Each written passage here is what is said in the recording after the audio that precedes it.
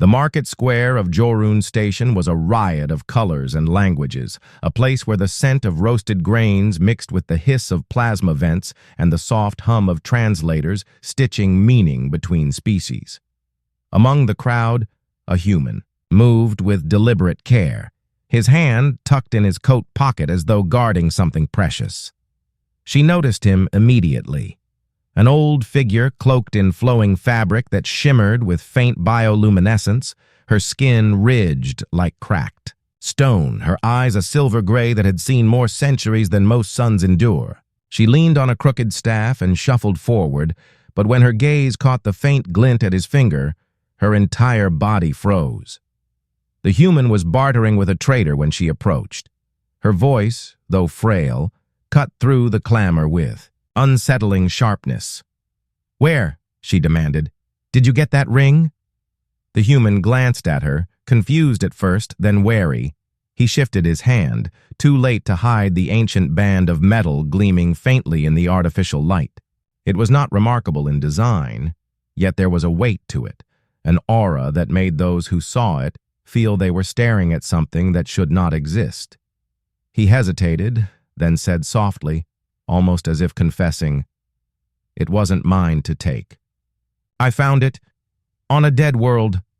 The alien woman staggered back as though struck. Her staff rattled against the stone. A whisper left her lips trembling with disbelief and fear. That world was sealed. That ring was lost beyond time itself. "Human, you cannot know what you carry." The woman's words lingered in Kalen's ears, like an echo that refused to fade. The stars will remember what it means to fear. He wanted to dismiss it as the ramblings of an elder driven half-mad by superstition. But the way her voice shook, the way her eyes shone with ancient recognition, would not let him. She was not guessing. She was remembering. Kalen lowered his gaze to the ring. To any casual glance, it was unremarkable. A dull band of metal the color of old bronze, worn smooth by time. But when he looked closely, as he often had in the long hours between salvage runs, he saw things shift across its surface. Not carvings, not engravings, but something alive. A shimmer that seemed to slide beneath the metal as if the band itself was a window to something that refused to be seen in full. And now, under the woman's scrutiny, he thought he could feel it pulse faintly against his skin. He clenched his fist. If this is true, if I'm carrying something that dangerous, why not just take it from me? You clearly know more about it than I do. You're older, wiser, probably stronger. Take it. End whatever risk I've brought. Her laugh was sharp and bitter, but it cracked quickly into a cough that racked her thin frame. When she caught her breath, her voice was steadier but heavy with weariness. If it were that simple, I would have torn it from your hand the instant I saw it. But the ring does not obey me. It obeys only itself. You are bound now, human. You could cut off your finger and still it would find its way back to you. Such is its will. Kalen felt his stomach tighten. He wanted to argue, but a memory came unbidden. A night 3 weeks past, when he had slipped the ring from his finger and thrown it into the void chute of his ship. He had sworn to rid himself of it, to end the strange dreams that plagued him. Yet when he woke the next morning, it was on his hand again, cold against his skin, as though it had never left. He had told himself he must have dreamed the act. Now he wasn't so sure. "You've seen this before," Kalen said slowly. "You know what it does. What happened last time?" Her eyes grew distant, silver-gray clouds reflecting memories too vast for one lifetime. "The last time," she whispered, "the ring chose a bearer, and 1,000 worlds burned. That was an age ago, before your people crawled to the stars. We thought the cycle ended when the bearer fell, when the Watcher's tomb was sealed. But you stand before me as proof. Nothing ends. It only waits." The chamber seemed colder now. Kalen rubbed his temple, his thoughts a storm. He had come to Jorun Station to sell salvage, to drink, to forget the quiet hunger of space. He had not come for prophecy. He had not come for destiny. And yet here he was, with an ancient woman telling him the universe had plans he could not escape. "I need answers," he said finally. "Not riddles. If you know what this thing is, tell me everything. Tell me what I'm carrying before it destroys me." Her gaze softened, though sorrow never left it. "I will tell you what I can, but know this. Knowledge carries its own weight. You cannot unlearn what you hear." "Then let me carry it," Kaylin said. "I've been carrying this damn thing long enough." The woman's lips curved into the faintest trace of respect, as though she approved of his stubbornness. She shifted her staff across her knees, and her voice took on the rhythm of memory. They were called the Watchers. Not by themselves, no, their true names are sounds and silences your tongue cannot shape, but by those who lived in awe and fear beneath their gaze. They were not gods, though many worshipped them. They were not demons, though many cursed them. They were anchors, beings who tethered time itself, who marked the boundaries between what was and what could be. They did not rule. They observed. But sometimes when the balance faltered, they acted. And when they acted, reality trembled. Kaylin leaned forward, drawn despite himself. The cadence of her voice was like firelight in darkness, dangerous, but mesmerizing. One among them was different, she continued. He grew restless with eternity. He believed the Watchers had no right to remain apart. He sought to shape what he saw, to guide the young races, to bend the weave of fate. The others tried to stop him. There was war, if such a word can describe. What happened when beings beyond matter turned against their own? And when it was over, the restless one was struck down. His body turned to stone, his essence locked in slumber, sealed upon a barren world so no hand would touch him again. But his ring remained, a fragment of his will, waiting for a bearer bold enough or foolish enough to claim it. The chamber fell into silence. Kaylin's throat was dry. "And now that's me." Her eyes fixed on his hand. "Now it is you." He wanted to laugh, but the sound caught in his chest and emerged instead as a bitter exhale. "So what am I supposed to do? Carry this thing until it drives me mad? Until it uses me to burn 1,000 worlds like before?" The woman shook her head slowly. "No, human. You must choose. The ring will offer you power, visions, temptations, but it is not all-powerful. It is bound to the cycle, bound to the will of the Watcher it once served. You can resist, or you can surrender. Either way, the galaxy will feel the consequences." Kaylin pressed his palms against his knees, staring at the floor. The weight of her words pressed on him, heavier than any gravity well. He had never asked for this. He had wanted only survival, only freedom in the quiet reaches of space. But freedom was slipping from him with every beat of his heart, every pulse of the ring against his skin. "What about you?" he asked suddenly. "Why do you care? If this happened before, if it destroyed so much, why didn't your people stop it? Why wait for me to stumble into it?" Her face hardened, and for the first time Kaylin glimpsed not frailty, but the remnants of power in her. "Do not think we did not try. I was there human. I fought when the last bearer rose. I watched empires crumble and stars die. And when it was done, I swore I would never again take up that fight. I am old now.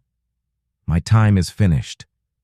But when I saw the ring on your hand, I knew the cycle does not care for oaths." Her voice cracked. She turned her face away, as if ashamed of tears that no longer came. Kaylin sat in silence, the weight of her confession sinking deep. For a long while, neither spoke. The station groaned faintly, the hum of distant engines pulsing through the walls like a heartbeat. Then Kaylin rose to his feet. If what you say is true, if this thing is as dangerous as you claim, then hiding here isn't going to help. Someone needs to know. Someone needs to stop it before it gets worse." The woman's head lifted slowly.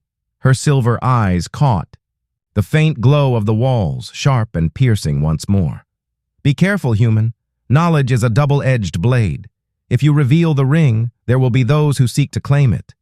Warlords, priests, scholars who would bleed you dry for a glimpse of its secrets.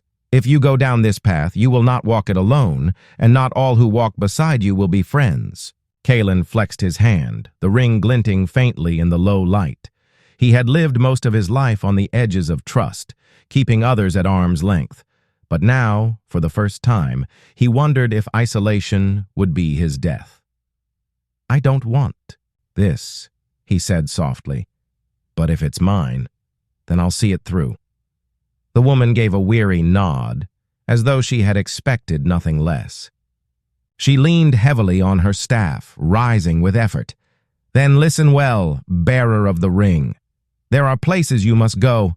There are truths you must uncover. The cycle cannot be broken, but it can be bent. And perhaps, if the stars themselves show mercy, it can be ended." Kalen felt the faintest tremor in the air, as though her words stirred something unseen. He looked again at the ring, and for the briefest moment he thought he saw a shape moving within it, a shadow that leaned toward him like a reflection from another world. His chest tightened, and he closed his fist. "Tell me where to start," he said. Her silver eyes lingered on him, and her answer was almost a whisper. "Go back to the dead world. The Watcher waits for you still."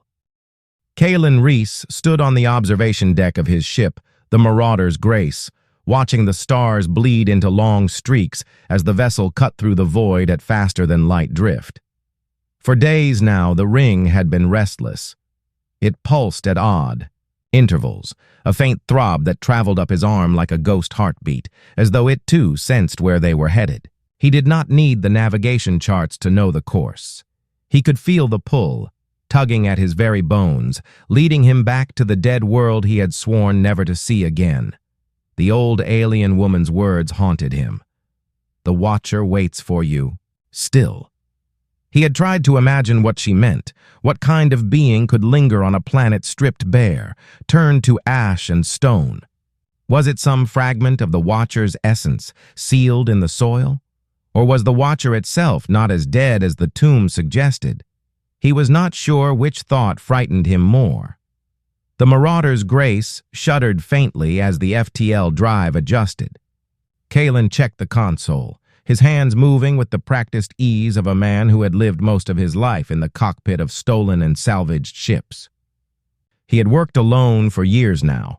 Most salvagers kept a crew, but Kalen had found crews too fragile, too eager to sell secrets or cut throats for profit. He preferred solitude. Solitude never betrayed you, and yet, since that day on Jorun Station, he had not felt alone. Not really.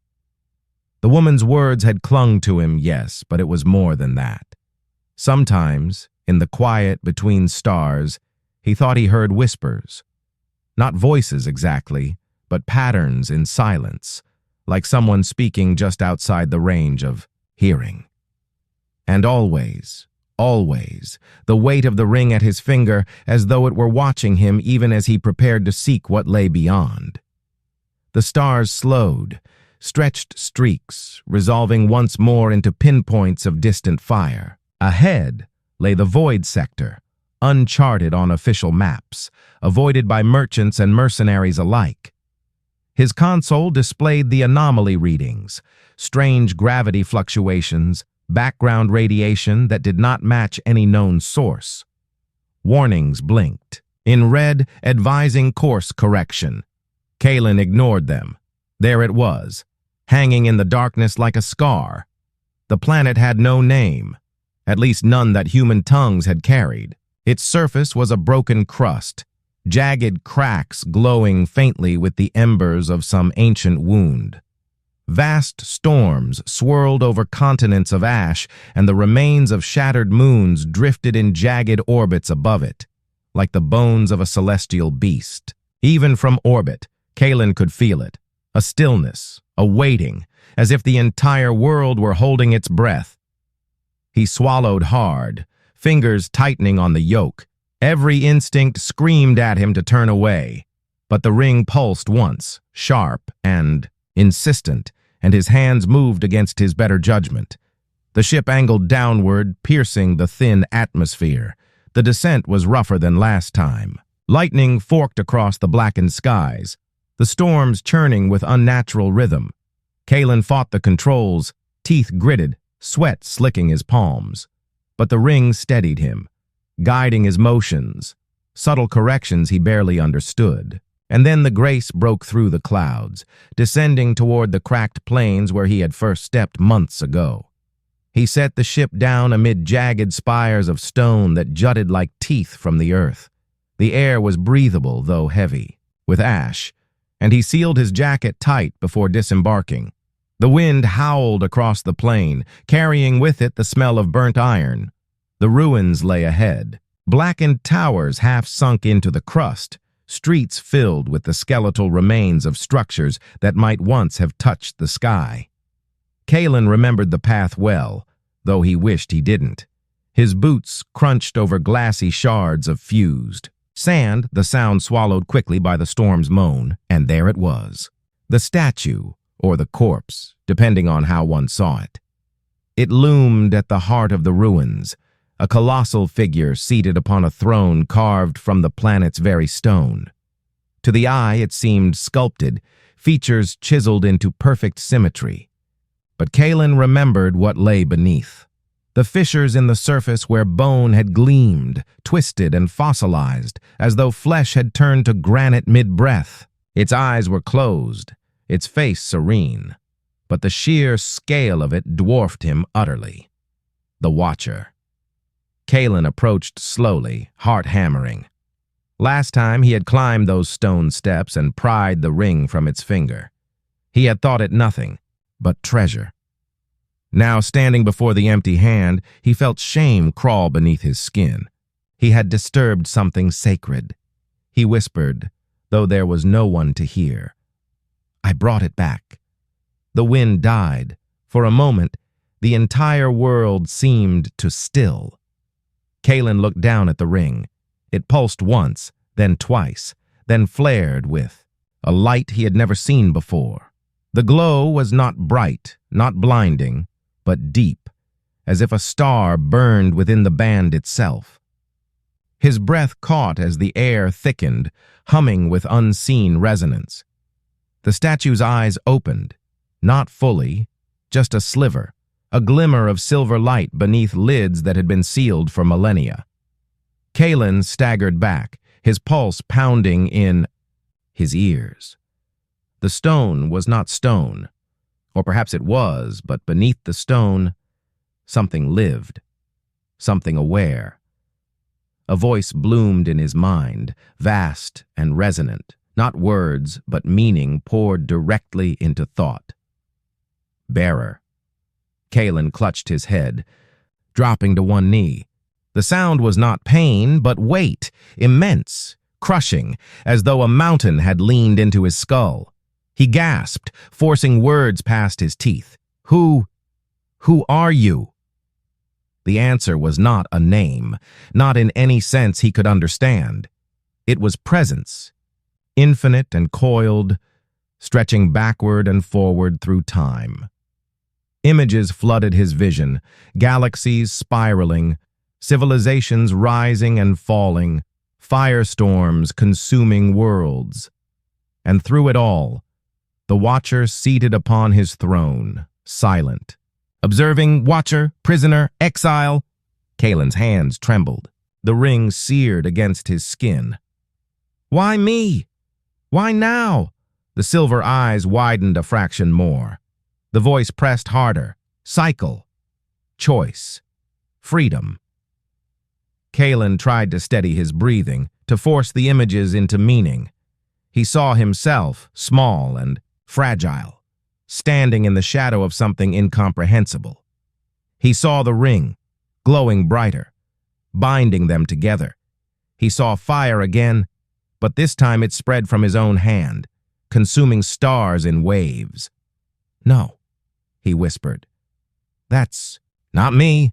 I don't want that." The presence swelled, 1,000 meanings at once: denial, inevitability, patience. The storm howled to life again, winds tearing through the ruins, lightning striking the shattered spires. Kalen staggered to his feet, shouting over the roar, though the watcher needed no sound to hear him. "What do you want from me?" Silence fell, sudden and absolute.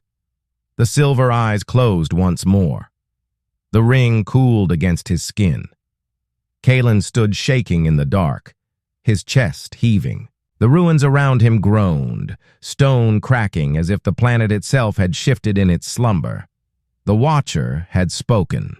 Not much, not enough, but enough to know. The cycle had begun again. He turned to leave, heart still hammering. But as he descended the steps, he saw something that hadn't been there before. At the base of the throne, half buried in the ash, lay an object, small, metallic, triangular in shape, etched with the same shimmering patterns that writhed across the ring. Kalen crouched, brushing ash away. The object pulsed faintly in time with the ring. He hesitated only a moment before picking it up. It was cold at first, then warm, then neither, as though it existed in two states at once. He slipped it into his jacket. The storm screamed louder. It was time to go. By the time Kalen reached the Marauder's Grace, the lightning was tearing, cracks across the horizon, and the ground trembled beneath his boots. He powered the engines, lifting the ship into the choking sky. As the planet shrank beneath him, he couldn't shake the feeling that it was not simply a place. It was a prison, and now the prisoner was stirring. When the stars opened before him, once more he finally looked at the object he had taken. The triangular shard shimmered faintly, lines of light running across its surface. And then, for the briefest moment, it unfolded, like petals of metal peeling back, and a projection rose into the air. A star map. Kalen's breath caught. The map was vast, stretching across the cockpit, constellations marked by symbols he did not recognize. But 3 systems glowed brighter than the rest, pulsing faintly in rhythm with the ring. He knew, without needing to be told, that this was his path. The Watcher had given him the next step. Kalen Reese had never trusted maps. In the salvage trade, most maps were outdated fragments, patched together from half-burned archives or stolen from smugglers who didn't realize their coordinates led into pirate traps. But this was different. The star map that bloomed from the triangular shard was alive, its points of light shifting and pulsing as though the stars themselves were breathing. It didn't just show him where to go, it urged him. The ring on his hand throbbed in perfect rhythm with the 3 highlighted systems, pulling his gaze toward them again and again. He stared at it for hours, the Marauder's Grace drifting silent between suns. The first of the glowing systems was closest, barely a 2-day jump from the dead world. He told himself he would start there, not because he believed in destiny, but because he needed answers. If he was cursed to carry this relic, then he would damn well learn what it wanted. The jump was turbulent. Space itself seemed to resist him, currents of gravity dragging at the ship in ways that made no sense. His console screamed with errors, the autopilot nearly burning out as he wrestled the controls. When the stars resolved again, his breath caught in his throat. The system was a graveyard. 3 planets circled a cold red sun, each one scarred by catastrophic violence. One was split in half, its molten core exposed like the wound of some colossal beast. Another was a barren husk, riddled with craters deep enough to swallow cities. The third, however, held life, or something that might once have been life. A ruined station hung in orbit above it, skeletal struts twisted and blackened. Below, the planet's surface gleamed with the faintest traces of light. Not natural, but artificial, like embers refusing to die. The shard pulsed brighter. The ring burned cold against his skin. "That's it," Kalen muttered. He set course for the surface. The descent was smoother than he expected, though an unnatural haze clung to the atmosphere. The planet was not dead, not entirely, but it was not alive either. Vast plains stretched below, cracked and gray, with rivers of some luminous fluid running through them like veins. Cities lay scattered across the land, but they were unlike anything he had seen before. Towers bent at impossible angles, bridges spun from crystalline arcs, vast domes shattered open to the sky. And everywhere, silence. Kalen set the Grace down on the outskirts of one such city. The ground was brittle, crumbling under his boots as he disembarked. He kept one hand near the blaster at his hip, though he doubted it would do much against whatever had built this place. The air was thin but breathable, carrying a faint hum he could feel in his bones more than his ears. The ring pulsed again, stronger now, guiding him. He followed its pull through the ruins, past arches of stone and metal that seemed to bend inward as he approached, as if the city itself were watching. His footsteps echoed unnaturally, doubled and tripled as though unseen figures walked beside him. At the heart of the city lay a structure unlike the rest, a spire of black crystal, taller than any tower around it, its surface rippling faintly like liquid though it held its shape. The shard in his jacket burned hot, and when he drew it out, the spire responded. A seam split down its center, light spilling out in a line of brilliant silver. Kalen hesitated, every instinct screaming to turn back. But the ring pulsed harder, and the seam widened, revealing a narrow passage descending into darkness. He stepped inside. The air was colder here, thick with a pressure that pressed against his chest. The walls glowed faintly with shifting patterns. Symbols, that twisted as he tried to focus on them, as if mocking his attempts at comprehension. The passage spiraled downward, deeper and deeper, until it opened into a vast chamber. And there he saw them. Not statues, not corpses, something between the two. Dozens of figures lined the chamber walls, each seated upon thrones of stone and crystal. Their forms were humanoid but stretched, elongated, alien in proportions that made his eyes ache to study them too long. Their faces were serene, their eyes closed, their skin the color of polished marble. But he knew they were not carved. They were watchers, or had been. Kalen's breath caught. The old woman's words returned to him. Before the empires of flesh and trade, before your kind scraped fire from rock, they were there. He was standing in their tomb. The shard slipped from his fingers, floating upward as though weightless. It hovered to the center of the chamber, unfolding again. Light burst outward, weaving into lines that stretched between the watchers, connecting them in a vast web. Kalen shielded his eyes, heart pounding. The ring flared in answer, and suddenly he was not alone in his mind. Visions struck him, 1,000, voices speaking at once, not in words, but in raw meaning. He saw stars collapsing into themselves, tearing space into wounds that bled fire. He saw fleets of ships, human and alien alike, scattering like insects before storms of light. He saw a hand, his own or one wearing his ring, raised above it all, flames curling from its palm. And then he saw the watchers rising from their thrones, their eyes silver, their faces filled with a sorrow so profound it nearly broke him. They reached toward him, not in welcome but in warning. Kalen staggered back, clutching his head. The visions broke, leaving him gasping. The chamber was silent once more. The shard returned to his hand, folding closed, cool against his palm. "Why are you showing me this?" he whispered, his voice raw. The ring pulsed, steady and calm, but gave no answer. Then movement caught his eye. One of the watchers on the far wall had shifted. Its eyes were not fully open, but a crack of silver light gleamed between the lids.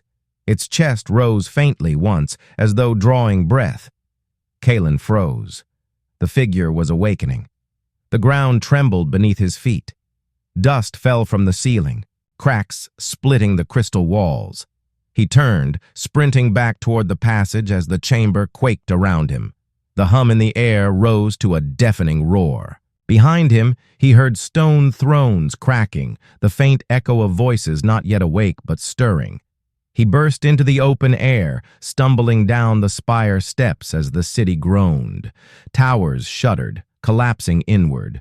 The rivers of luminous fluid flared with light, coursing faster, pulsing in time with the ring. He sprinted for the marauder's grace, lungs burning, boots slipping on the crumbling ground. The ship's engines roared to life as he launched into the sky, the ruins collapsing below. From orbit, he watched as the spire cracked open, beams of silver light stabbing into the heavens.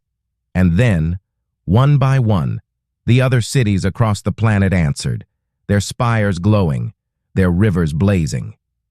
Kalen's hands shook on the controls. He had awakened something.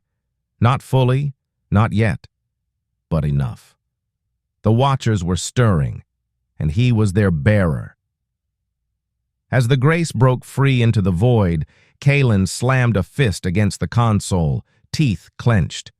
He wanted to scream at the stars, to demand why he had been chosen. But no answer came, only the faint pulse of the ring, steady and patient. He looked again at the star map, still hovering faintly from the shard. 2 systems remained, still glowing, still calling. Kalen closed his eyes, the old woman's voice echoing once more. The cycle cannot be broken, but it can be bent. He wondered how much bending it would take before it snapped. Kalen Reese sat alone in the cockpit of the Marauder's Grace, the star map glowing faintly before him. 2 systems remained, pulsing in rhythm with the ring on his hand. He had not slept in days, though time blurred in the drift between stars. Every time he closed his eyes, the visions returned, burning skies, shattered worlds, silver eyes watching from the dark. He woke with the taste of ash in his mouth and the weight of something vast pressing against his soul. The first system had given him answers, though none he had wanted. The Watchers were not dead, not fully. They were stirring, and somehow, impossibly, the ring had chosen him as the axis around which their return would turn. The old woman had said the cycle could not be broken, only bent. Kalen wondered now if she had lied. Or worse, if she had told the truth. He stared at the glowing stars on the map. One burned bright and cold, the other faint and flickering as though barely alive. His instincts told him to go to the flickering one first, to see what remained there before the brighter flame consumed him entirely. The ring pulsed, not in approval or denial, but in acknowledgement. It did not command, it only pulled. Kalen set the course. The journey took him to the edge of the mapped galaxy, a place few ships dared travel. The stars here were sparse, the void deeper, colder. His sensors flickered with interference, as though reality itself grew thin. And then the system appeared before him, a single dim sun surrounded by a shroud of fractured debris. There was no planet here, only fragments, worlds torn apart, their remains drifting like bones around the star. The scale of the destruction was staggering. Entire continents floated in silence, mountains shattered into dust, oceans frozen into shards of ice. And through it all, faint lines of silver light wove between the fragments, connecting them like a web. Kalen's breath caught. This was no accident. This was no natural cataclysm. The Watchers had been here. He guided the Grace through the debris field, engines humming softly. The shards of worlds loomed around him, some larger than cities, others no bigger than his ship. He passed the remnants of structures fused into rock, Towers split in half, bridges leading nowhere, domes shattered open to the void, ghosts of a civilization erased. At the heart of the field lay a fragment larger than the rest, a jagged continent floating in the dark. And upon it, impossibly intact, stood a temple. Kalen descended cautiously, setting the ship down on a flat outcropping nearby. The temple rose before him, built from black stone veined with silver light. Its architecture was not human, not even close. Angles that bent inward and outward at once, arches that curved in ways that made his eyes ache. And yet it radiated purpose, a gravity that drew him forward. He entered with the ring pulsing steadily against his finger. Inside, the air was still, though no atmosphere should have lingered here. The walls glowed faintly, lined with inscriptions that shifted as he passed, rearranging themselves into patterns he almost understood but could not quite grasp. The corridor led him into a vast hall, and there he stopped. A figure waited at its center. It was not stone, not fossilized like the others he had seen. This one was alive.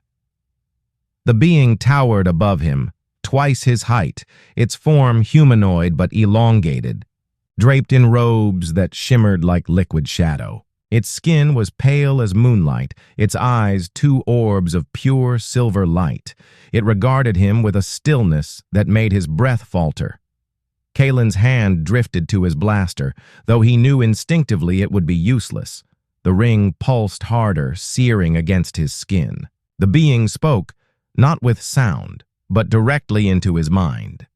The voice was vast and resonant, but it carried clarity. Bearer. Kalen's chest tightened. You're one of them. Watcher. Guardian. Bound. Kalen swallowed hard. Bound to what? The silver eyes narrowed slightly, and Kalen felt images press into his mind. The Watcher raised a hand and visions unfurled. He saw a great war, not of fleets and armies, but of titans made of light and silence, clashing in ways his senses struggled to comprehend. He saw entire systems unravel, stars ripped from existence.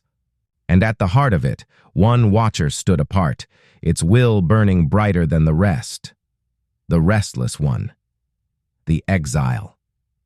Kalen staggered back, clutching his head. The one who wore this ring. Yes, rebel, dreamer, destroyer.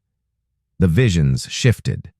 He saw the exile struck down, its form petrified, sealed upon a barren world. He saw the ring removed, placed upon its hand, binding it forever. But the exile had not died. Its will lingered, waiting for a bearer to awaken it. Kalen trembled. Why me? I didn't choose this. I didn't even know what I was taking. Choice is illusion. The cycle finds its vessel. The Watcher stepped closer, its gaze piercing him. You are not yet lost. The cycle bends. You may carry it to ruin or to release. Kalen shook his head, anger flaring. Release? What does that even mean? Tell me how to end this. The Watcher's eyes softened, though the sorrow within them was immeasurable. To end is to break. To break is to shatter all. The cycle binds not only us, but the weave of existence. Tear it, and the stars will bleed. Kalen's stomach sank. So it can't be ended. It can be endured, or guided. Bearer, you stand where others fell. The exile stirs. Soon it will rise, through you. You must decide what remains when it does. The weight of the words pressed against him like gravity. Kalen staggered, breathing hard. He had come seeking answers, but all he had found were heavier chains. Before he could speak again, the temple trembled. The Watcher's eyes flared, silver light flooding the chamber. Its voice boomed in his mind, urgent. They come. Kalen spun toward the entrance. Through the temple's archway, he saw ships descending from orbit, sleek, angular craft bristling with weapons. Their hulls bore no markings, but Kalen recognized the design. Syndicate warships, raiders who trafficked in relics and blood. Somehow, they had followed him here. The watcher stepped back, its form fading like mist. Its voice echoed once more in his mind. The bearer must walk alone. Then it was gone. Kalen cursed, sprinting for the exit. Outside, the syndicate ships were landing on the fragment's surface, troops pouring out in armored suits. Their leader strode at the front, a tall figure in obsidian armor, his face hidden behind a mirrored visor. His voice boomed through external speakers. "Kalen Reese, hand over the relic, and your death will be quick." Kalen ducked behind a shattered pillar, heart hammering. He had no army, no allies, only his blaster and a ship that couldn't outgun half a syndicate fleet.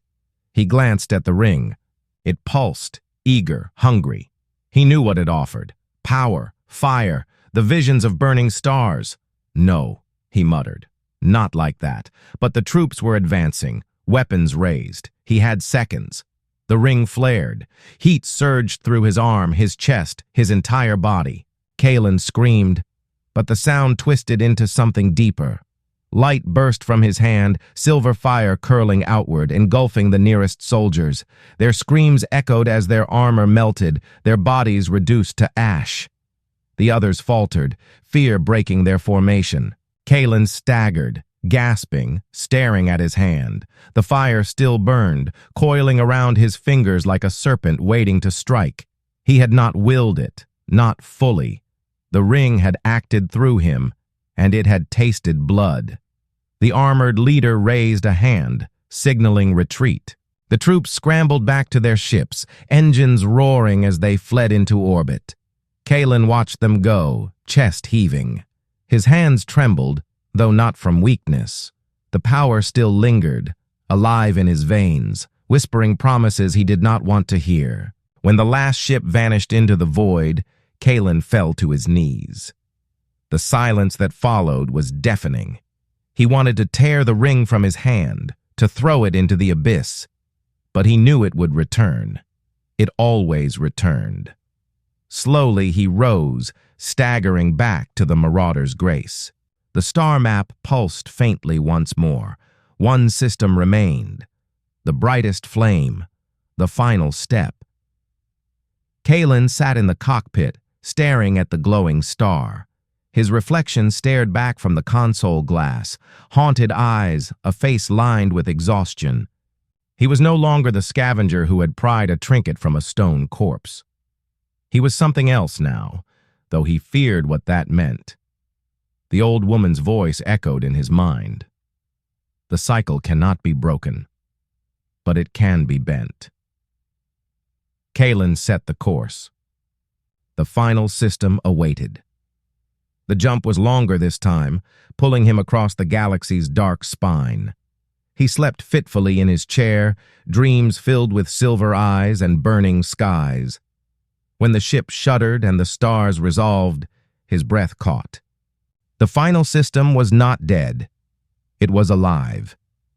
A golden sun shone over verdant worlds, oceans glittering, continents green with life. Fleets moved between them, ships of many designs, human and alien alike. It was a hub, a crossroads of civilizations. And at its heart, orbiting the innermost planet, hung a colossal structure, a ring world. It stretched around the sun itself, a band of silver light too vast to comprehend, its inner surface glowing with artificial seas and forests. Cities gleamed along its curve, spires rising into the arc of heaven. Kalen had seen megastructures before, relics of long-dead empires, but this was alive, maintained, thriving. And as the grace approached, the ring on his hand pulsed harder than ever. The structure responded, lines of light racing across its surface. Kalen's heart pounded. He knew, with bone-deep certainty, that this was the heart of the cycle, the place where the exile's will would either rise again or end forever. He whispered into the silence. So this is it. The grace descended toward the ring world. Allah,